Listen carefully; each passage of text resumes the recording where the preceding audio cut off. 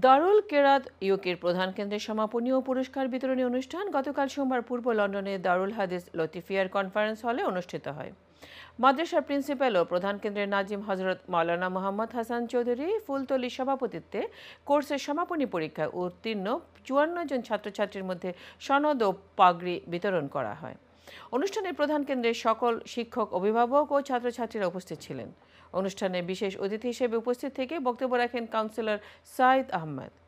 অন্যান্যের মধ্যে বক্তব্য রাখেন মুহাদ্দিস মাওলানা শিহাবুদ্দিন, লতিফিয়া কারি সোসাইটির সেক্রেটারি মাওলানা মুফতি আশরাফুর রহমান, মাদ্রাসার গভর্নিং বোর্ডের চেয়ারম্যান মাওলানা ফরিদ আহমেদ চৌধুরী সহ আরও অনেকে।